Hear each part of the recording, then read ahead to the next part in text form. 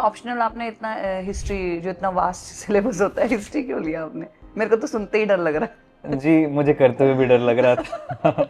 तो एनडीए देने जा रहे थे, बट अनफॉर्चुनेटली क्या हुआ, on the way train accident हो गया मेरा, जिसमें I lost my left hand and my feet also got injured.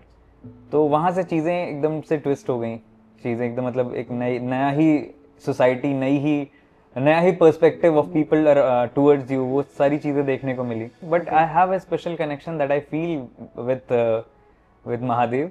Okay. So I feel that he is my, मतलब जैसे कहते हैं parental figure. So I do share all of my emotions and everything what I feel like with him. Sunil Chhetri जी की एक line है, do it. If you are crying, do it. If you don't feel like, just do it. So discipline. मतलब आपका motivation is very shallow and very I would say momentous. Hello everyone, my name is Nikita and welcome to the Rankers Blueprint by AKS IES episode 3. और आज के episode में जो हमारे साथ guest हैं, उनकी स्टोरी बहुत इंस्पायरिंग है। यस, 7 साल यूपीएससी जर्नी को देने के बाद finally this year he made it. Yes, he secured all India rank 535 this year.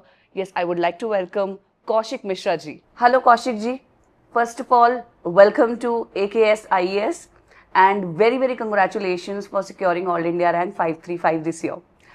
तो पहले तो ये बताइए कि कैसा लग रहा है आपको, क्योंकि लास्ट ईयर भी आपने इंटरव्यू दिया था एंड वो किसी तरीके से नहीं हो पाया, and this year you have secured, finally secured the rank. So how are you feeling? Firstly, thank you very much for inviting here, and it feels really good because it was a long journey for me. काफ़ी लंबी journey रही मेरी. So finally securing a rank and getting into that holy PDF, as we say, it feels really good. And for me as well as my parents and my family and all my near and dear ones who were there in those tough times of me. So कितने time से prepare कर रहे थे आप? It was my 7th attempt basically. Okay. Yeah. So आपने किए 7 attempt and these many years कैसे रहे हैं, वो आप उसके बारे में बताइए. सी इनिशियली जब हम स्टार्ट करते हैं प्रिपरेशन, तो हमें लगता है कि it's a small journey because हम तो पहली बार में ही निकाल लेंगे, और if not first time then second और थर्ड. कौन से ईयर से स्टार्ट किया था आपने? मेरा ग्रेजुएशन 2017 में कंप्लीट हुआ, and since then I started preparing, और तब से मैंने 18 में अपना फर्स्ट अटेम्प्ट लिया, but unfortunately I could not clear. And prelims में मेरे साथ थोड़ा सा इशू सीसैट का था, जिसकी वजह से even after comfortably qualifying GS multiple times I could not clear the prelims because of that CSAT. Okay. So इस वजह से मेरी जर्नी थोड़ा सा जितना मैंने एक्सपेक्ट किया था उससे थोड़े लंबी हो गई. तो कितने साल प्रीलिम्स आप नहीं कर पाए थे? आई मीन फाइनली मेरा प्रीलिम्स 6th अटेम्प्ट में निकला. हाँ. तो आपने जब ये 5 अटेम्प्ट दिए, right. तो आपको कभी ऐसा नहीं लगा कि यार कि हो सकता है ये एग्जाम मेरे लिए नहीं बना हो, या ऐसे नेगेटिव थॉट्स नहीं आए? आई मीन देखो, प्रीलिम्स ना क्लियर, देखो प्रीलिम्स जब क्लियर हो जाता है ना, तो एक सेल्फ ऑफ कॉन्फिडेंस आता है कि यार अच्छा ठीक है, एक स्टेज पार होगी, मैं इतने लोगों में से अगर मैं प्रीलिम्स कर पाया हूँ तो मैं इस लायक हूँ and I can do it. लेकिन जब हमारा नहीं होता तो वो एक नेचुरल फीलिंग है कि वो हमारा डीमोटिवेशन और नेगेटिविटी आती है. तो आप किस दौर से गुजर रहे थे उन 5 साल में? देखिए इनिशियली जैसा मैंने कहा कि GS जो पार्ट होता है, जो मेनली हम मेनली उस पर फोकस करते हैं, क्योंकि जब 2018 में मैंने स्टार्ट किया था तो उस टाइम CSAT का ये कंसेप्शन होता था कि इसके लिए पढ़ना नहीं होता है, जस्ट जाके बैठ जाओ and you will qualify it, और पेपर्स भी उस टाइम ऐसे ही आते थे. बट 18 से ट्रेंड चेंज हुआ, जो एक कॉन्फिडेंस बना रहा कि नहीं, जो आपने कहा कि ऐसा डाउट नहीं आया कि मेरे लिए नहीं है, वो इसलिए थोड़ा नहीं आया क्योंकि GS क्वालिफाई हो रहा था, which is the toughest part और tougher part in comparison to paper 1 and paper 2. तो वो क्वालिफाई हो रहा था. साथ ही साथ जो मेरा एक सर्कल था फ्रेंड्स का, जिसमें हम 3 फ्रेंड्स थे, उसमें से एक 2019 में उनका SDM सिलेक्शन हो गया, देन एक का 2021 में हो गया. तो ये कहीं ना कहीं उनके सिलेक्शंस ने भी ये मुझे एक श्योरिटी दी that we are on the right track, but थोड़ी बहुत गलतियां हैं जो हो रही हैं अपने पार्ट पे, अगर उसको सही कर लेंगे तो we can also be in the list. तो इस वजह से एक कॉन्फिडेंस पूरी तरह लूज नहीं किया अपने ऊपर. तो ये 6th अटेम्प्ट में आपका प्रीलिम्स हुआ, देन हाँ, देन 6th अटेम्प्ट में प्रीलिम्स हुआ, देन मैं मेंस के लिए तो प्रिपेयर कर ही रहा था. और इससे पहले एक चीज और हुई कि यूपीएससी का प्रीलिम्स मेरा फर्स्ट टाइम 2023 में क्वालिफाई हुआ. बट उससे पहले 2022 में जब मैंने अपना मास्टर्स कंप्लीट किया, उसके बाद मैंने मेरा यूपी पीसीएस का भी प्रीलिम्स क्वालिफाई हो गया था. तो यूपी वो भी that was also for the very first time. और वो कितने टाइम से आप अपीयर कर रहे थे? मैं अपीयर तो उसके साथ ऐसा होता है जैसे यूपीएससी कर रहे होते हैं तो लगता है कि स्टेट वाले में भी बैठ जाएंगे तो हो जाएगा। और स्पेसिफिकली मैंने कभी उसके लिए पढ़ा नहीं। 2018 में भी मैं पैरेलल देता था, बट एक वीक का गैप रहता है दोनों के प्रीलिम्स में, तो कभी यूपी पीसीएस स्पेसिफिक नहीं पढ़ा मैंने। सो व्हाट हैपेंड कि नहीं, जब नहीं पढ़ते थे तो क्लियर भी नहीं होता था, बिकॉज एक हफ्ता तो उसी से कोप अप करने में लगता था कि जीएस हो रहा है, सीसैट नहीं हो रहा यूपीएससी में। But this time I read for it, and जब मैंने उसके लिए पढ़ा तो प्रीलिम्स क्वालिफाई हुआ यूपी पीसीएस का। फिर मैंने मेंस दिया और फिर इंटरव्यू दिया, एंड फाइनली मैं मतलब I was qualified to become means SDM और deputy collector, but because of some issues on the government part और ऑन द लीगल पार्ट कोई पोस्ट एलोकेट नहीं की गई। मतलब वो आप बताना चाहोगे कैसे इश्यूज? हाँ, वो थोड़ा सा ऐसा था कि जैसे I come from differently abled category, so my category was not included in the government order of UP, because of which this glitch happened. However, it has been identified in UPSC since 2014, so because of that some technical issues were there. So लेकिन उसके बाद क्या हुआ, मुझे एक idea ये लग गया कि अच्छा मेंस ऐसे देते हैं, because that was my first experience in UP PCS. so mains दिया, फिर इंटरव्यू भी अपीयर किया, तो हम वो आइडिया लग गया प्रोसेस के बारे में। But what mistake I did was, I thought कि यहाँ तो मैं सही किया हूँ, and I was having good marks as well. So I thought if I'll just replicate this in UPSC, that will work. So I didn't put any extra effort in that. I just thought of replicating the same thing in UPSC. But later on when mark sheet came, I realized कि नहीं, ये नहीं चलेगा। UPSC के लिए थोड़ा सा extra mile जाना पड़ेगा, थोड़ा extra efforts लगाने पड़ेंगे, which actually differentiate both the exams. जैसे differences बताएंगे आप, जैसे क्या होते हैं? जैसे फर्स्टली अगर मैं बात करूं तो आप अगर यूपी पीसीएस का पैटर्न देखेंगे क्वेश्चंस का, तो वो थोड़ा फैक्चुअल बेसिस पे होते हैं, वो थोड़ा फैक्चुअल होते हैं, आपका डायरेक्ट क्वेश्चंस आ जाएंगे। For example, if there is any industrial policy, they will directly ask about it, and they will if disaster management is there, then they will be asking about the specific acts or any specific policy that the UP government is having. Similar goes with the social policies related to vulnerable sections. But if we talk about UPSC, as we know the trend that they give very analytical kind of questions. Sometimes we have not thought even of that in that horizon. तो वहाँ पे भी हमें exam hall में ही सोचना पड़ता है। जैसे इस बार ये क्वेश्चन था दैट व्हाट इज, हम रूरल और अर्बन माइग्रेशन के बारे में बात करते हैं, but this time it was a comparison between metropolitan cities and other urban towns.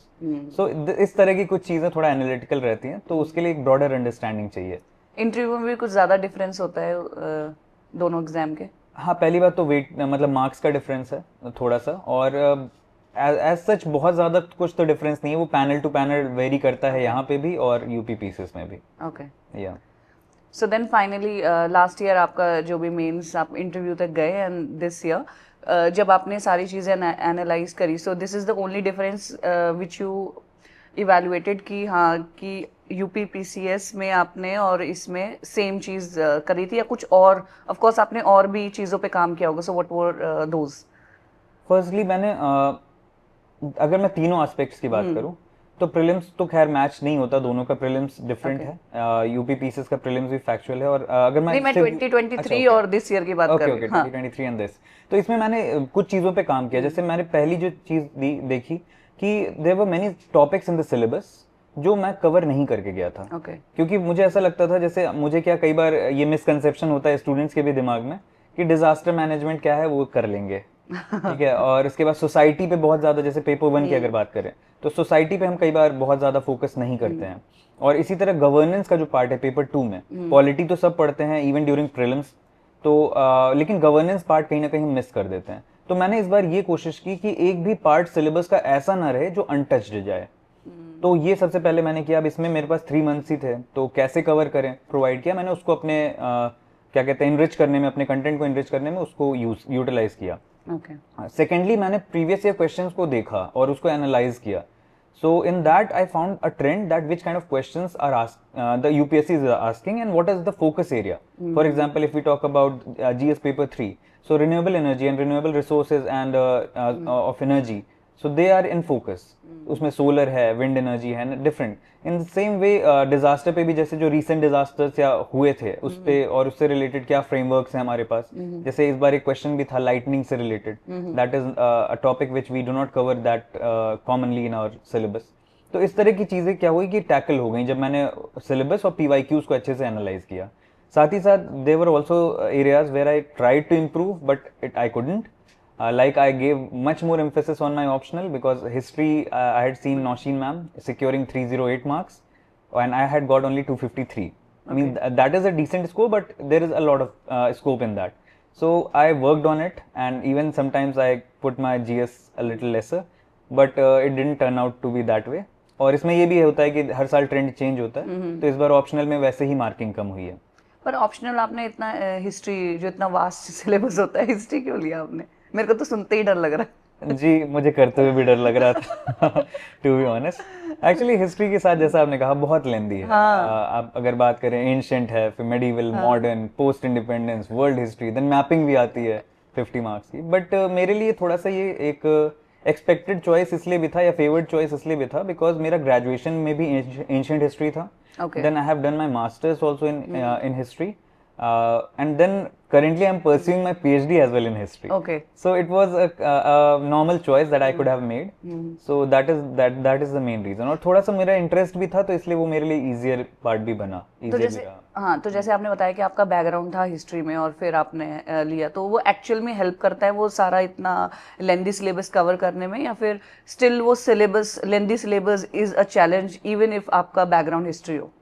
देखिए, थोड़ा हेल्प तो करता है क्योंकि आप जब हिस्ट्री को इतने टाइम से पढ़ रहे हैं तो this is a subject you are consistently in touch with, तो आपको कई चीज़ें दोबारा रिवाइज नहीं करनी पड़ती और फैक्चुअल चीज़ों को आपको मेनली याद रखना होता है। Like if you talk about different theories given by different historians और different point of views of different schools, you have to remember that. But थोड़ा आसान हो जाता है, but at the same time last 3 months में जब आपको 2 से 3 बार रिवाइज करना है, then the lengthier part becomes a challenge, क्योंकि आप एक चीज याद करते हो, दूसरी भूलते हो, दूसरी याद करते हो, पहली भूलते हो, सो वो एक चैलेंज तो बन जाता है। और उसमें जो ईयर्स वगैरह ये सब कुछ उसकी कोई स्ट्रेटेजी होती है याद करना कि मतलब दिस ईयर में ही ये हुआ था? बिकॉज आई यूज्ड टू, मतलब मैंने तो सिर्फ 10th तक ही करी है मुझे तो उसमें भी याद नहीं होते थे। So what I am trying to understand is, अगर मैं यूपीएससी एस्पिरेंट के पर्सपेक्टिव से अगर मैं सोचूं कि मान लो कि मेरा बैकग्राउंड है बट स्टिल ये चैलेंज आता है कि क्योंकि ये भी होता होगा ना कि बैकग्राउंड होने के बाद भी हमें एक ये लेंदी सब्जेक्ट का ऑप्शनल लेने में भी प्रॉब्लम आता है, तो बैकग्राउंड होने के बाद ऐसे किन स्टूडेंट एस्पिरेंट्स को हिस्ट्री नहीं लेना चाहिए? वो कोई चैलेंजेस अगर आप शेयर करना चाहो तो। देखिए, इनिशियली तो मैं एक चीज बताऊं, अगर बैकग्राउंड है उसके बाद भी जो चैलेंजेस है वो रहेंगे because it is the very nature of this subject that this is lengthy. तो ऐसे इंटरेस्ट हो सकता है, आई मीन कि अगर इंटरेस्ट मतलब बैकग्राउंड है और इंटरेस्ट नहीं है तो मुझे लगता है तब भी नहीं लेना चाहिए, तब नहीं लेना चाहिए। हाँ, और ये भी इसका वाइजे वर्सा भी काम करता है। जैसे गौरव अग्रवाल सर रैंक 1 थे, तो उन्होंने he was from that technical background, engineering की थी उन्होंने, but he was interested in history, so he took that and he scored well as well. तो इंटरेस्ट तो बहुत बड़ा मैटर है, अगर आपको बहुत ज्यादा मैटर करता है। If you have interest then it you will not feel burden by that subject firstly, and secondly उन लोगों को तो बिल्कुल नहीं लेना चाहिए जिनको कि जिनका इंटरेस्ट नहीं है एंड जो जीएस के लिए भी बस हिस्ट्री पढ़ ले रहे हैं, क्योंकि हिस्ट्री लेना आसान है, उसको कंप्लीट करना थोड़ा चैलेंजिंग हो जाता है। और उसमें अगर आपने जैसा डेट्स की बात की, तो हमारे जो ब्राउनी पॉइंट्स आते हैं हिस्ट्री में खासकर, तो हमें जैसे हिस्टोरियंस के जो पॉइंट ऑफ व्यूज हैं उनको कोट करना, डेट्स को कोट करना, ये सारी चीजें बहुत इंपॉर्टेंट रोल प्ले करती हैं to make any answer enriched. So वो तो उसका पार्ट एंड पार्सल हो गया कि आपको याद रटना पड़ेगा ही कुछ चीजें। जी। सो जैसे अभी आपने कहा जिस तरह के क्वेश्चंस के बारे में अभी आप इस टॉपिक से पहले जो बोल रहे थे, तो उसके बारे में मैंने कहीं सुना था, correct me if I am wrong, कि ज़्यादातर क्वेश्चंस यूपीएससी में करंट पे ही आते हैं। फॉर एग्जांपल जैसे रशिया यूक्रेन की वॉर हो रही है, ये करंट सिनेरियो हो रहा है, तो उसी पे ही अगर जियोपॉलिटिक्स के क्वेश्चन आएंगे तो उसी के बेसिस पे आएंगे। शायद कुछ क्वेश्चंस पहले हिस्ट्री पूछ लेंगे, या ऐसा होता है मतलब जो करंटली कुछ हो रहा हो, जो करंट कुछ भी सिनेरियो हो रहा हो उसमें से, जैसे फॉर एग्जांपल महाकुंभ है, तो उसमें से ही क्वेश्चंस पूछ लिए कुछ पहले के। तो ऐसा होता है कि करंट में से ही कुछ भी क्वेश्चंस पूछ लेते हैं, चाहे वो पहले का हो, वही टॉपिक्स 70% करंट टॉपिक्स ही लेते हैं, जो मैंने सुना था। आई एम नॉट श्योर कि सही है। तो ये आप ऑप्शनल पॉइंट ऑफ व्यू से मैं every the whole in a whole. देखिए करंट का तो सीधे सीधे रिफ्लेक्शन दिखता है, जैसे अगर हम डिजास्टर मैनेजमेंट में क्राउड मैनेजमेंट की बात करें, अगर रिसेंट टाइम में जैसे हमने देखा था तिरुपति में स्टैम्पीड हुआ था, यूपी में भी ऐसा एक इंसिडेंट हुआ था, अगर वैसा कुछ होता है so we should be careful about it कि क्या हो रहा है और उससे रिलेटेड हमने क्या डिजास्टर मैनेजमेंट में हम पॉइंट्स इंक्लूड कर सकते हैं। तो ऐसा 70% तो मैं नहीं कहूँगा, क्योंकि कई बार क्या होता है कि हम इस कंसेप्शन के साथ या मिसकंसेप्शन के साथ जाते हैं कि सिर्फ करंट वाली चीज़ें देख लें और थोड़ा पीवाईक्यू देख लें तो हमारा हो जाएगा, लेकिन इसमें पीवाईक्यू के साथ साथ आपको थोड़ा सा सिलेबस कवर करना भी जरूरी है। तो करंट का टच जरूर रहेगा। और एक चीज उसमें मैं और ऐड ऑन करना चाहूंगा, अगर आपका ट्रेडिशनल क्वेश्चन भी आ रहा है और उसमें एग्जाम्पल्स में आपने करंट के इवेंट्स या करंट के ऑब्जर्वेशंस कोट किए हैं, that will help in getting those brownie points, because वो दिखेगा कि even in traditional questions you are able to relate it to the current scenarios. So that works in both ways. If they are giving you the question, then it's good. If not, you can also include your examples in that. So अब आपने अपनी यहाँ तक की journey बताई है कि 7th attempt में and finally you did it, तो फैमिली का क्या रिएक्शन था? क्योंकि इस जर्नी में सिर्फ आप नहीं होते हो, आपका पूरा परिवार होता है, फैमिली होते हैं, एंड वो आपसे ज्यादा उनके होप्स होते हैं. So how they reacted when you secured this rank? वो बहुत खुश थे। और क्या सिनेरियो कैसा था, क्या कर रहे थे आप उस टाइम, फैमिली मेंबर क्या कर रहे थे? ऑनेस्टली बताऊं तो जैसे होता है ना, एक वो चलने लगता है, मींस कि आने वाला है, रिजल्ट आने वाला है। So it was going on since 3 days, last 3 days to the extent I remember. या so that day also it started कि no, today is the D day and today the results are going to come. So थोड़ा सा anxious feel होता है किसी को भी, because as you said long journey थी। फिर से एक बार हम स्टेक पे थे, तो मैंने कहा कि एक काम करता हूँ, जब मुझे एंग्शियस फील होने लगा मैंने कहा एक काम करता हूँ, I will just go to sleep and अगर सही हो गया होगा then I calls will come on my phone and मुझे पता चल जाएगा। Otherwise I will tell you some interesting thing. I was having my BPSC mains from 25th and all my tickets and hotels were booked for that. Okay. And I was also having my UP PCS mains in 29 June. So 2 दिन बाद मुझे निकलना था। मैंने कहा अगर सही हो जाता है तो कॉल आ जाएगा, मैं उठ जाऊंगा, I will get to know. अगर नहीं होता है तो आराम से चुपचाप शाम में उठूंगा जब भी नींद खुलेगी, and I will start revising about the things related to BPSC. But luckily my dear friend means Ankit ji, जिन्होंने मेरे साथ प्रिपरेशन भी की है, 3 लोगों में से वो भी एक थे, तो उन्होंने मुझे कॉल किया। ही सेड कि भाई साहब रिजल्ट आ गया। अच्छा। मैंने कहा अच्छा क्या हुआ, बिकॉज आई वाज स्लीपी। मैंने कहा अच्छा क्या हुआ, but I was attentive eight the same time. He said कि हो गया। मैंने कहा क्या हो गया, क्या सिलेक्शन? मैंने कहा what is the rank? Then he told me the rank and I just, यहाँ पे एक मजेदार चीज बताता हूँ। I just woke up and मैं सबसे पहले मम्मी पापा के पास, हालांकि मुझे जाना चाहिए, बट मैं I was part of this Neha ma'am's virtual library. Okay. क्योंकि मैं लखनऊ से मैंने प्रिपरेशन किया, I was all alone, I was having no peer group around. So that was the virtual library where I had studied for since last 3 years। And वहाँ पे ORN के बच्चे and people from all over India were there, connected there virtually. I just went there and I wrote thanks and I acknowledged their role in my journey, and till then mummy के पास भी call आ चुका था। अच्छा। तो she was anxious कि हमारे पास क्यों नहीं आ रहा, अगर क्या कुछ गड़बड़ हो गया है क्या? हाँ, why is he sitting on that meet and all? मैंने कहा बस मैं आ रहा हूँ 2 मिनट। तो I just wrote all of that there and then I went to her and she was talking to नाना जी। नाना जी मेरे मतलब शुरू से ही उनको मुझसे ज़्यादा भरोसा रहा है। तो both of them were in an emotional state. She was crying. I looked at her. तो जो वो खुशी होती है ना, मतलब जो मैंने इनफैक्ट एक पोस्ट भी डाला था इंस्टा पे कि इस खुशी के लिए any sacrifice is worth it, because I have seen them means going through everything. Means struggle जब हम कर रहे होते हैं हमें अंदाजा भी नहीं होता कि हमारे फैमिली वाले क्या फेस कर रहे हैं। So I have seen them going through all of that. तो ये उनका हक बनता है कि वो इसको भी सेलिब्रेट करें और इस पर खुश हों। ये मैंने ये भी कहीं पढ़ा था, लाइक जब नॉट जस्ट यूपीएससी हम करते हैं, कुछ भी एक जर्नी में होते हैं, कुछ एक चीज़ हासिल करने की उस जर्नी में होते हैं, तो हम एग्जॉस्ट होते हैं, हम जो भी होते हैं, तो हम अगर हमारी फैमिली हमारे साथ है तो हम उनके साथ डिस्कस कर लेते हैं, ये हो रहा है, मुझे टेंशन हो रही है, हो पाएगा कि नहीं हो पाएगा।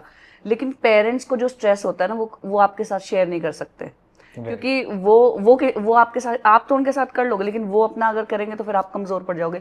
और वो सारी अपनी एंग्जाइटी और स्ट्रेस, और जब वो लोग होते हैं तो वो अपने अंदर ही रखते हैं। सो वो चीज कभी भी मैचेबल नहीं हो सकती जो वो करते हैं हमारे लिए। So that is unmatchable. इसमें 2 एक्सपीरियंसेस बताता हूँ मैं। एक तो जैसे हम जब प्रिपरेशन कर रहे होते हैं, हम आइसोलेशन में चले जाते हैं, हम एक कमरे में बंद हो जाते हैं। पेरेंट्स सोशलाइज्ड भी हैं, उनको लोगों से इंटरेक्ट भी करना है। जब लोग पूछेंगे जवाब कि भी देने हाँ, जवाब भी देने हैं। जब लोग पूछेंगे कि आप हमारे यहाँ तो ये बच्चे कर रहे हैं, आपके बच्चे क्या कर रहे हैं, सो वो जो एक लेवल ऑफ एंग्जाइटी उनकी आती है, वो फिर घर पे आके बता भी नहीं सकते, क्योंकि उनको ये फील होगा कि अब बताएंगे तो डिमोरलाइजिंग हो जाएगा। But they have to face all of it, they go through all of that. So एक ये चीज़ हमें हमेशा याद रखनी चाहिए। और दूसरी ये भी कि जैसे लास्ट टाइम जब मैं इंटरव्यू के लिए आया था, सो मैं दोनों अपने पेरेंट्स के साथ आया था, मम्मी पापा दोनों। बट सुमन शर्मा मैम का बोर्ड था and things didn't go as I expected it to be. So मैं थोड़ा बाहर आया and I was sad and I was a bit frustrated also. So when I express that, मुझे वो मुझसे ज्यादा इंटेंसिटी की सैडनेस अपनी मम्मी के चेहरे पे दिखने लगी। तो मुझे डबल बुरा लग रहा था। आई वाज थिंकिंग कि मुझे भी खराब लग रहा है, मम्मी को भी अब खराब लग रहा है। तो इस बार मैं थोड़ा सिर्फ पापा के साथ आया और अपने एक दो फ्रेंड्स के साथ आया। मैंने कहा मम्मी आप रुको, जैसा होगा आई विल टेल यू। सो इस तरह थोड़ा चीजें मैनेज भी कर माँ सकते का हैं। ज्यादा सेंसिटिव दिल होता है। हाँ बिल्कुल बिल्कुल, क्योंकि वो उनका जुड़ाव ज्यादा होता है आपसे। तो ये चीज है। सो जैसे फैमिली के बारे में बात कर रहे हैं, सो बचपन कैसा रहा है आपका, और कौन कौन है फैमिली में, फैमिली बैकग्राउंड के बारे में और बचपन के बारे में प्लीज आप बताइए। देखिए, बचपन की अगर मैं बात करूं तो मेरे father Hindustan aeronautics limited HAL में पोस्टेड थे, और अमेठी में हम लोगों की सारी स्कूलिंग HAL स्कूल कोरवा से। घर में 4 लोग हैं, मैं, मेरा छोटा भाई और मम्मी पापा। तो सारी स्कूलिंग और सब कुछ वहीं से हुई है। एंड अब वो जो लिसनर्स जो इसको सुन रहे हों, जिनको ऐसा लगता हो कि कोई बचपन का ही टॉपर टाइप होगा, तो वैसा सा सीन नहीं था। अच्छा। हाँ, मतलब मैं एक जो जनरल स्टूडेंट होता है, जो फेल के पास भी नहीं होते और एकदम टॉपर भी नहीं होते, जस्ट कितने फिर भी 70%, अच्छा। 75-80 इस अराउंड रहता था मैं उससे भी कम हूँ। अच्छा। तो चलो वो ठीक है। नहीं वो तो पर 70 भी ठीक है, पर मेरे तो 60s ऐसे आते थे, 60s, और कभी मैंने 59 भी आए हुए हैं मेरे, 55, 59। so the kind of things you are doing in your life, it shows that marks doesn't matter. Similar goes with me या मतलब कह सकते हैं। हाँ, मतलब it doesn't matter नहीं, but it should not drive your mental psyche I कि mean, आपको उसको burden नहीं लेना मैं ऑनेस्टली बताऊं तो मैं अपने mindset when I was studying, when I was a child, मेरा माइंडसेट तब तब ज्यादा ये लगता था कि मेरे को ऐसा रियलाइज करवा दिया गया था, मे बी आप भी, you must be facing the same, कि आप कुछ नहीं हो, यू आर नथिंग। एंड क्योंकि आपके मार्क्स आपको आपके बारे में आपकी रिपोर्ट कार्ड दे रहे हैं कि अच्छा ये बच्चा 50-60 लाता है तो ये जिंदगी में कुछ नहीं कर सकता, and he is below everyone, सब बच्चों के बराबर नहीं है ये। तो मेरी फैमिली में भी ऐसे ही मेरे को बोला जाता था, बिकॉज मेरी फैमिली में सारे मेरे कजन्स, मेरे सिबलिंग्स, सबके अच्छे मार्क्स आते थे, और क्लास में भी ऐसा ही होता था। एंड अभी ऐसा, ये तो महादेव की कृपा है, बट ठीक है, अब सब मुझसे बोलते हैं कि काम दिला दो कुछ, या है ना, तो वो मुझे कभी कभी लगता है इट्स ऑलवेज कि महादेव की कृपा होती है। और जो माइंडसेट मेरा तब था ना और जो आज है, इट्स टोटली डिफरेंट, टोटली। क्योंकि मेरे अंदर आज बहुत कॉन्फिडेंस है, आज मुझे लगता है कि मैं कुछ भी कर सकती हूँ, मतलब this nothing which I can not do, अगर मेरे साथ भगवान साथ है। सो वो, लेकिन उस टाइम आपको बहुत इंफीरियर फील करा दिया जाता है सोसाइटी, और आप आसपास के लोग आपको फील कराते हैं। सो जैसे आप परसेंटेज बता रहे हो, तो मुझे लग रहा है सेम आपके साथ भी होता था क्या? एक इंसिडेंट क्या, मतलब एक्सपीरियंस शेयर करता हूँ आपके साथ। मैं 5th तक हमारा, जैसे अगर आपको याद हो तो EVS होता है और नॉर्मल सब्जेक्ट्स होते हैं। 6th से संस्कृत एड ऑन होती है स्कूल में, देन आपका सोशल साइंस, सिविक्स, ये सब आ जाता है। मैं नानी के यहाँ से लौटा, बिकॉज समर वेकेशन में हम नानी के यहाँ जाते थे, वहाँ से लौटा, then I saw that all of the syllabus has changed और ऐसे ऐसे क्लासेस चल रही, तो मैं थोड़ा सा घबरा गया। Before that I was doing well, मतलब उससे पहले आई वाज अमंग टॉप 10।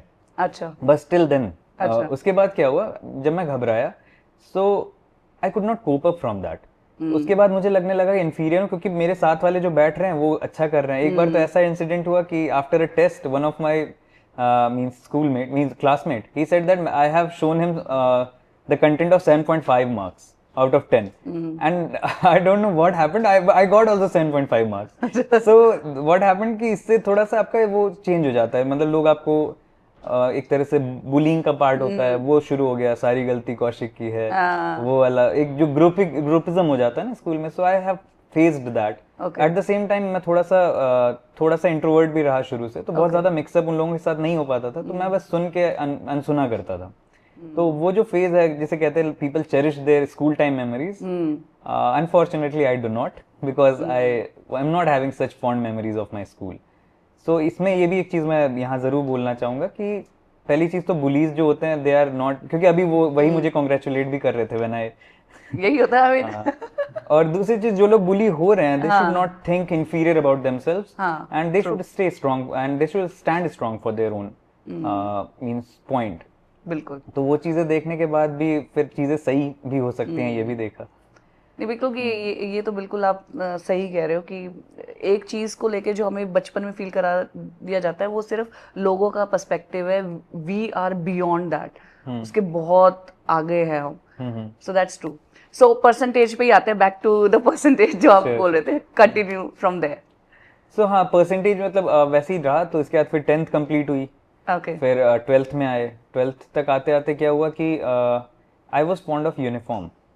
मुझे यूनिफॉर्म, अच्छा। हाँ, मुझे बहुत फैसिनेट करती थी, तो मेरा मन था कि कुछ ऐसा करें। तो 12th में पता चला अच्छा एनडीए का एग्जाम होता है। अच्छा। अब मैं जिस बैकग्राउंड से आता हूँ, जैसे एचएएल मैंने बताया, तो वहाँ पे क्या है कि सारे इंजीनियर्स हैं, ज्यादातर इंजीनियर्स का है, तो इंजीनियरिंग का माहौल है। 100 में से आउट ऑफ 199 बच्चे इंजीनियरिंग करते थे, बट मेरा मन था एनडीए दिया जाए। तो एनडीए देने जा रहे थे, बट अनफॉर्चुनेटली क्या हुआ, on the way train accident हो गया मेरा, जिसमें I lost my left hand and my feet also got injured. तो वहाँ से चीज़ें एकदम से ट्विस्ट हो गई, चीज़ें एकदम मतलब एक नया ही सोसाइटी, नया ही perspective of people towards you, वो सारी चीज़ें देखने को मिली। बट मैंने कहा नहीं ठीक है, करते हैं।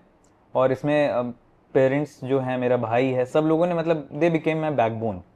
मेरा छोटा भाई है, कौस्तुभ नाम है उसका, तो वो जब भी मैं अपने ऊपर डाउट होता था तो मैं उससे पूछता था तुम्हें लगता है मैं कर सकता हूँ, तो ही ऑलवेज सेड कि अगर तुम नहीं कर सकते हो तो मुझे नहीं पता कौन कर सकता है। अच्छा। तो इन लोग को मेरे पे हमेशा से इतना भरोसा रहा है, जिसका एक आउटकम ये भी है जो मैं यहाँ तक पहुँच पाया। सो आफ्टर दैट मैंने फिर इंजीनियरिंग का माहौल था, तो मन को कम करते हुए भी मैंने कहा ठीक है इंजीनियरिंग करते हैं। 1 साल ड्रॉप आउट लिया, प्रिपेयर किया, फिर आईआईटी मेंस के थ्रू एनआईटी राउरकेला में एडमिशन हुआ मेरा। But after 1 year, means I was there for 1 year, but मुझे रियलाइज हो गया that considering the physical situation that I am having, the condition I am having, and my branch was electrical, so it needed technicality and all the practicals and all. So I understood that this is not a suitable field for me and I should switch.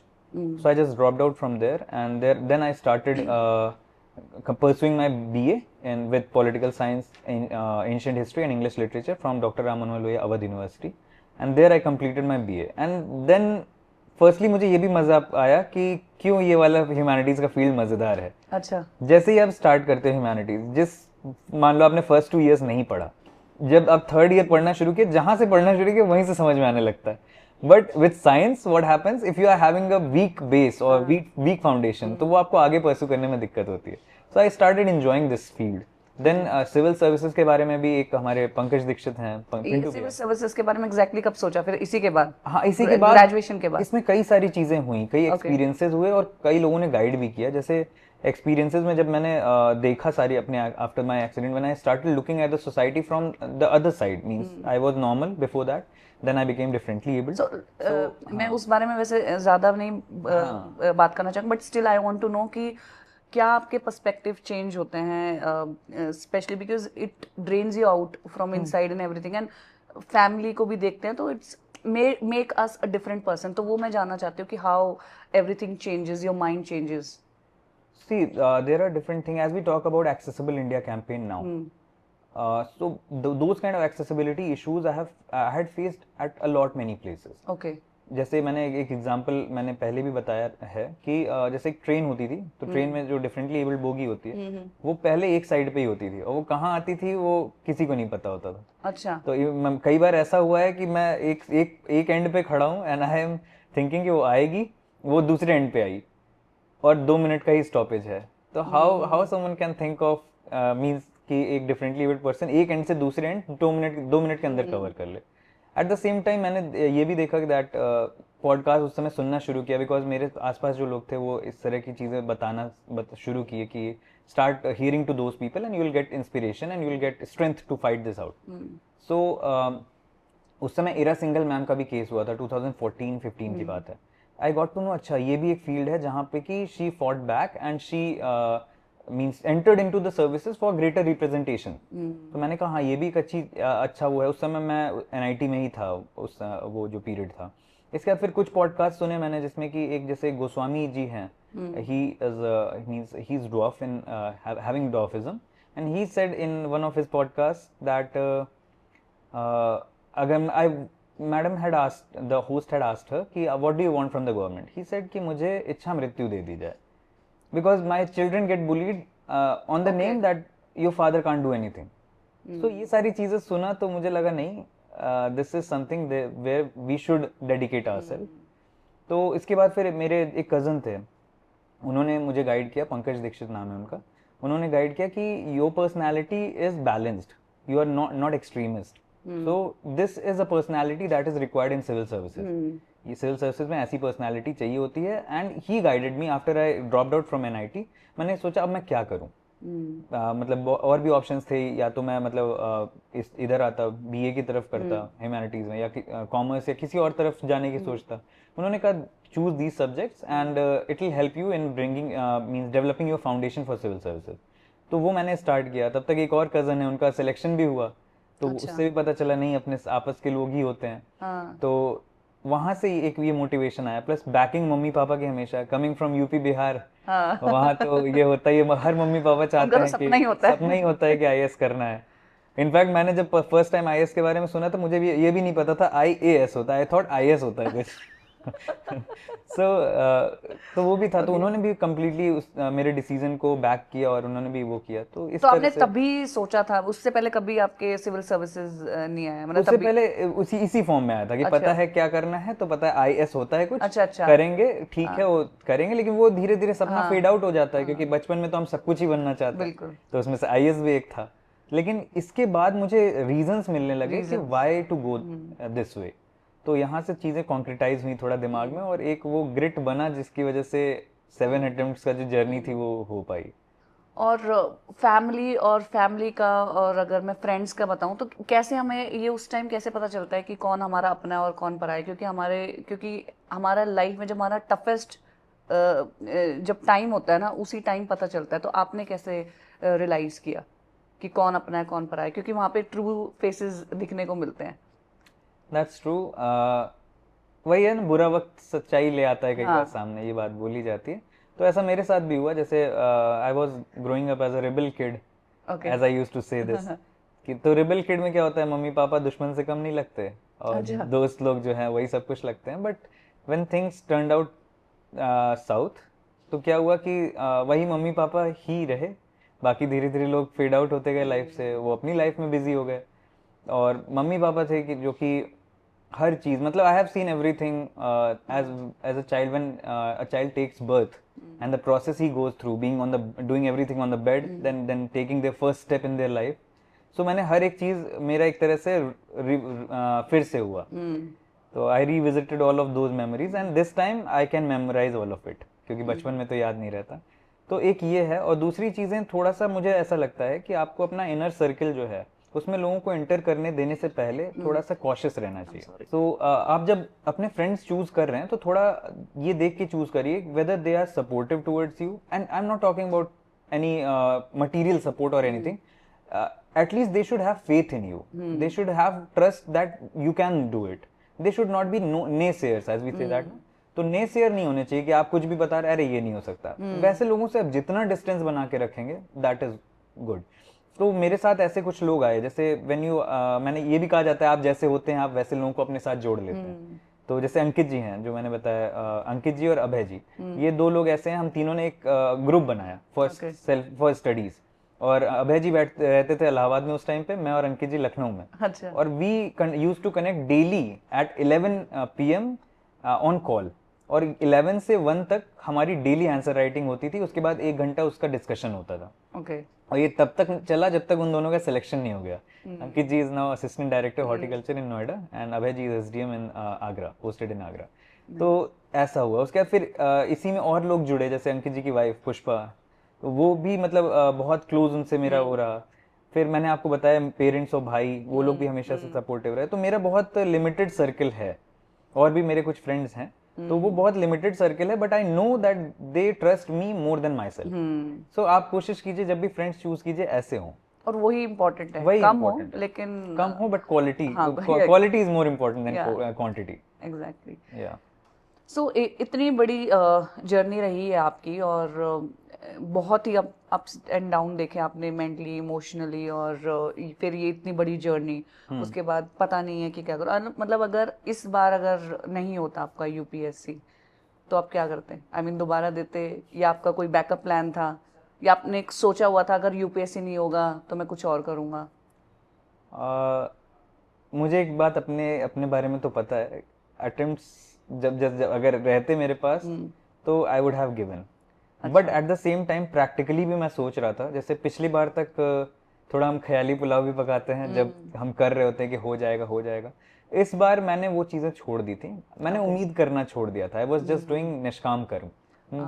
मैं अपना part play करता जाऊंगा, भगवान को जो सही लगे वो करे। तो इस तरह से चल रहा था। तो इसमें ये हुआ कि मैंने क्या किया, अपना इंटरव्यू जब कंप्लीट हुआ, जब मेंस कंप्लीट हुआ, एज अ बैकअप मैंने यूपी पीसीएस और बिहार दोनों के प्रीलिम्स दिए। And by the time I cleared my means I completed my interview, तब तक मेरे दोनों क्लियर हो चुके थे। तो फर्स्ट बैकअप तो मैंने पीसीएस की तरफ बनाया, बट क्योंकि अब आई वाज 30, तो मुझे और भी बैकअप्स चाहिए थे कि अगर उधर भी नहीं होता, क्योंकि ये भी सर्टेन नहीं है। And I was into academics, so I gave interview for PhD as well, and I got enrolled in PhD, and that is what I said that my coursework is still going on. तो वो भी होता रहा। तो इस तरह से मैंने एकेडमिक्स में भी एक बैकअप बनाया और साथ साथ अपना एग्जाम्स में भी बनाया। और इसके बाद भी अगर जैसे if things would have not gone as it went, तो I would have again tried for UPSC. जैसे कि अभी आपने कहा निष्काम कर जी। तो आप स्पिरिचुअल हो, स्पिरिचुअलिटी में कितना बिलीव करते हो, and how does it help in your preparation and in your overall wellbeing? Spiritual, I would not define myself as completely devotee or anything, but I have a special connection that I feel with Mahadev. Okay. So I feel that he is my, मतलब जैसे कहते हैं parental figure. So I do share all of my emotions and everything what I feel like with him. So this is the role of spirituality and it helps actually. I have seen it. मतलब आपके पास एक उम्मीद आ जाती है, लालच नहीं, एक उम्मीद लेकिन होनी चाहिए कि हाँ चीजें सही होंगी, आप देख रहे हो, आप संभाल लोगे, आप परमपिता परमेश्वर हो, तो आप सही करोगे जो हमारे साथ करोगे। तो एक वो विश्वास अगर है आपके पास, तो आपको बहुत ज्यादा चीजें, अगर आप रिचुअल्स नहीं भी फॉलो कर रहे हो, then also it will work for you. Believe बहुत important, believe is very important. जैसे आपने बोला ना कि इस बार आपने सोचना ही बंद कर दिया। दिस इज ये आई हैव आल्सो एक्सपीरियंस्ड कि जब आप उम्मीद करना छोड़ देते हो ना और भगवान पे छोड़ देते हो, तो चीजें अपने आप होती है। और जब आप कुछ पाने की कोशिश करते हो ना, वो आपको कभी नहीं मिलेगी, कितनी भी कोशिश कर लो। बिल्कुल, और सिर्फ अपना काम करते जाओ और सोचो मत, काम करते जाओ, वो अपने आप मिल जाएगी। मैंने भी ऑब्जर्व किया अपने लाइफ में। मेरे साथ तो ये हार्ड वे हुआ, मतलब मैं सोच के थक गया। मैं अब पहले सोच रहे थे, फिर सोच के थक गए। जब थक गए मैंने कहा अब सोचा नहीं जाएगा। इनफैक्ट कभी कभी अगर दिमाग में आता था, मैं खुद को डांट देता, मैं कहा नहीं सोचना नहीं, बस काम करो, बाकी जो होगा देखेंगे। तो इस मोड में चले गए थे। तो ये बिल्कुल सही है जी। तो जैसे इतनी लंबी जर्नी रही, वो मैं पहले भी बोल रही थी, तो कैसे आप मेंटली कैसे स्ट्रांग रहते थे? कुछ मेडिटेशन करते थे आप, या फिर कोई एक्सरसाइज, कुछ भी आप? क्योंकि ये नॉर्मली भी आपने तो वैसे भी इतने सारे अटेम्प्ट्स हैं और इतने अप्स एंड डाउन है, वैसे भी यूजुअली भी बच्चे 1-2 अटेम्प्ट में ही इतने डिप्रेस्ड हो जाते हैं। बिकॉज मैंने करोल बाग में देखे हैं बच्चे, दे वेरी डिप्रेस्ड और गलत आदतों में भी पड़ जाते हैं, टू बी वेरी ऑनेस्ट। और तो कैसे अपने आप को मतलब स्थिर रखो और अपने आप को कंसिस्टेंट रखो, सो वो, और मेंटली स्ट्रांग रखो स्पेशली, सो उसके लिए आपने क्या किया? देखिए, पहला तो पर्पस बहुत क्लियर होना चाहिए। अगर जैसा मैं कहता हूँ, अगर आप वो एंट्री एग्जिट वीडियोस देख करके इस फील्ड में आ रहे हैं सिविल सर्विसेज में, तो आपकी एक्सपेक्टेशंस थोड़ी शैलो है। आप सर्विसेज को समझिए और आप क्यों आना चाहते हैं, अगर वो पर्पस थोड़ा क्लियर है तो आपका ज़्यादा फोकस इस पे रहेगा कि हमें कहाँ पहुँचना है, rather than कि जर्नी में आप अप्स एंड डाउन्स आ रहे हैं। क्योंकि एक चीज़ तो मान के चलनी पड़ेगी जो शुरू में मुझे नहीं लगता था, but with time I realised कि failures and ups and downs are part and parcel of this game. You will have to face them if you have to reach there. अब वो आप कितना फेस करते हो, क्या करते हो, सबकी अपनी अपनी जर्नी होती है। दूसरी चीज की जैसे मैंने कहा कि अगर if you are having a circle and you share with those people, जैसे अंकित जी और पुष्पा मेरे लिए बहुत ही मतलब एक कंफर्टेबल स्पेस था। मैं कुछ भी फील करता था तो मैं उनके साथ शेयर करता था। तो अब उन्होंने भी जर्नी, उनकी भी अच्छी रही है, लंबी रही है, तो वो मुझसे शेयर करते थे, नहीं नहीं बिल्कुल आप जो गो थ्रू कर रहे हो, we have also gone through with all of that, so it is normal. और जब आपको लगता है कि ये नॉर्मल है, सिर्फ मेरे साथ नहीं हो रहा, क्योंकि आधे टाइम तो हम देखते होंगे कि हमारे अंदर यही क्वेश्चन रहता है, सिर्फ मेरे साथ क्यों। तो जब आपको पता चलता है कि सिर्फ आपके साथ नहीं हो रहा है, ये सबके साथ ही होता है, तो वो भी एक काम करता है, थोड़ा रिलीव्ड फील कराता है। And thirdly, I always consume good content, क्योंकि मुझे ऐसा लगता है कि you are what you consume. आप वही रिफ्लेक्ट करते हो जो आप कंज्यूम करते हो। तो जैसे मैं अगर कभी सुन भी रहा हूँ तो जैसे कई सारे यूट्यूब चैनल्स हैं who post things related to great leaders और great achievers in their own fields, तो मैं उनके बारे में सुनता था और हमेशा मुझे ऐसा लगता था कि इफ दे मी, बिकॉज एक चीज कॉमन दिखती थी मुझे, उनमें से सब एक पॉइंट पे बहुत स्ट्रगल और बहुत सफर कर रहे थे। तो मुझे ये लगता था अच्छा ओके, अगर सफरिंग आ रही means I am going to achieve something great. So एक श्योरिटी आ जाती है। फिर उसके बाद एक सुनील छेत्री जी की एक लाइन है, do it, if you are crying do it, if you don't feel like just do it. So discipline, मतलब आपका motivation is very shallow and very I would say momentous, but अगर आपके अंदर डिसिप्लिन है then you can perceive for a longer period. Exactly. So motivation जो होता है, सो motivation जैसे ये पोस्ट आती रहती है, ये आती है, तो क्या है ये, इससे एक्चुअल में मोटिवेट होते हैं या कुछ 2-3 मिनट का ही है? देखिए बात ये है कि मोटिवेशन, हाँ कई बार हम जब तुरंत अगर डिप्रेस्ड फील कर रहे हैं and we want to come out of that state of mind at the same point, तो उसके लिए तो अच्छा है। बट लॉन्ग टर्म की अगर मैं बात करूं तो डिसिप्लिन ही काम करेगा। क्योंकि मैं एक ऑनेस्टली बताऊं कि मैं भी उस फेज से गुजरा हूं जब motivational videos and all that I also use to see, but फिर मुझे ये पता चला कि आप देख लो, एनर्जी से एकदम चार्ज अप हो जाओ, थोड़ी देर काम करो, फिर देख लो, फिर काम करो, फिर एक टाइम ऐसा आएगा कि वीडियो चलेगी, आपको पता है क्या बोला जाएगा, वो यही कहेंगे you have to do it and all that. फिर मैं अब पिछले 2-3 सालों में मैंने एक भी मोटिवेशनल वीडियो नहीं देखा, बिकॉज मैं कुछ भी खोलता था न्यू कि यही बोला जाएगा। तो discipline plays a greater part. और इसीलिए मैंने वर्चुअल लाइब्रेरी का जो आपकी बात की, नेहा मैम की वर्चुअल लाइब्रेरी, उसमें मुझे जो सबसे अच्छी चीज लगी that you get an environment where you can discipline yourself. I discipline myself there. मैंने खुद से एक वो रखा था, एक रेजोल्यूशन रखा था, when I will be in the library I won't be touching my phone, I won't be doing anything other than studies. तो इस तरह के मैंने अपने ऊपर लिमिटेशन रखे। प्लस ये भी था कि जब आपका मन नहीं कर रहा है एंड यू सी दैट अरे people in front are taking sitting since last 4 hours, तो वो भी एक पॉजिटिव कंपटीशन का एनवायरनमेंट आया। तो इस तरह से you can find things like focus mode and everything to discipline yourself, that will be longer, that will be more better in that way. बिल्कुल। सो आपकी पूरी जर्नी में क्या आप गाइडेंस देना चाहोगे जितने भी एस्पिरेंट है और जिनको लगता है कि हम नहीं कर सकते एग्जाम, स्पेशली उनके लिए क्या बोलना चाहोगे अपने लर्निंग से? फर्स्टली तो ऐसे बिना खुद को एनालाइज किए हुए कोई जजमेंट मत पास कीजिए। क्योंकि अगर मैं अभी जा करके अपने उस सेल्फ से पूछूं जिसने जस्ट ग्रेजुएशन पास किया, तो कई सारे ऐसे डिफरेंसेस मुझे दिखेंगे जो कि आज मैं अपने बारे में अलग सोचता हूँ, उस टाइम मैं अपने बारे में अलग सोचता था। तो एक आपका ऑब्जेक्टिव जजमेंट और सब्जेक्टिव जजमेंट होना चाहिए, मिक्सचर ऑफ बोथ, जहाँ पे आप अपनी कैपेबिलिटीज को देखिए, अपनी स्ट्रेंथ्स को देखिए और उनको इस एग्जाम में आप कैसे अलाइन कर सकते हैं उसको समझने की कोशिश कीजिए। और साथ ही साथ थोड़ा सा अपना एक्यूमेन देखिए, क्या आपका ब्यूरोक्रेटिक एक्यूमेन है या नहीं, या आप क्या इस काम को एंजॉय करेंगे या नहीं। क्योंकि कई बार ऐसा भी होता है लोग सर्विसेज में आ जाते हैं but they do not enjoy this means administrative posts और work, so they just switch to other part. तो चूज करते समय देख लीजिए कि आपको इस तरफ या सोशल सेक्टर में आपको है या नहीं आपका इंटरेस्ट। अगर है देन जस्ट गिव योर 100%, क्योंकि मैंने भी कहा 70% वाले अगर कर सकते हैं तो आप भी कर सकते हैं और कोई बहुत डिफरेंस नहीं होता है। बिल्कुल बिल्कुल। जी।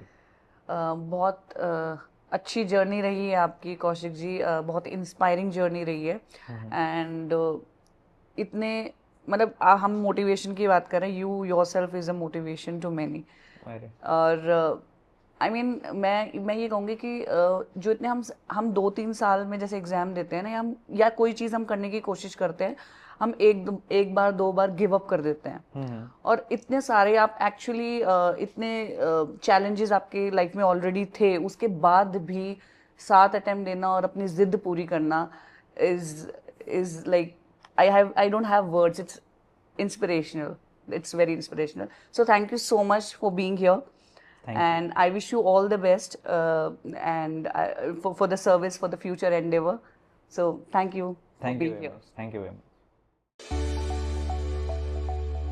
Be with the best to be the best.